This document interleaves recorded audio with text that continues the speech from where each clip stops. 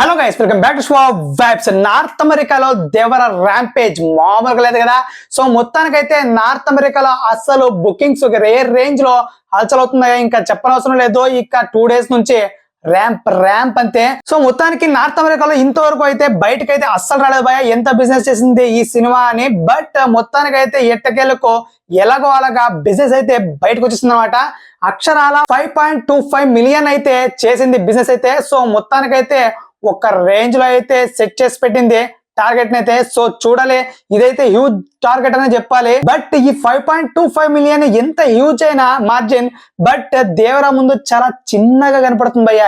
Yes, అస్సలు 5.25 million అంటే అసలు లెక్కే లేకుండా పోయింది. నేను చెప్తున్నా, జస్ట్ 3 days అంటే 3 days లో కొట్టవతలు పారేస్తుంది టార్గెట్ అయితే ఫినిష్ చేస్తుంది, అందులో డౌట్ లేదు.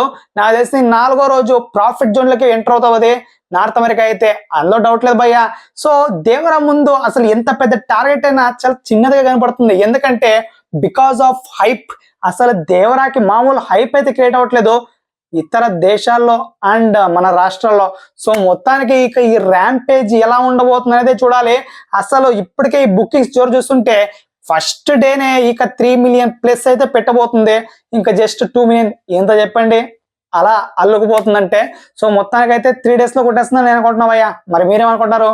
ఎంత లోపల కొడుతుందో తప్పకుండా మన కంట్రోల్ తెలియచేయండి. బట్ మొత్తానికి ఇది అఫీషియల్ అనౌన్స్మెంట్ అయితే కాదు.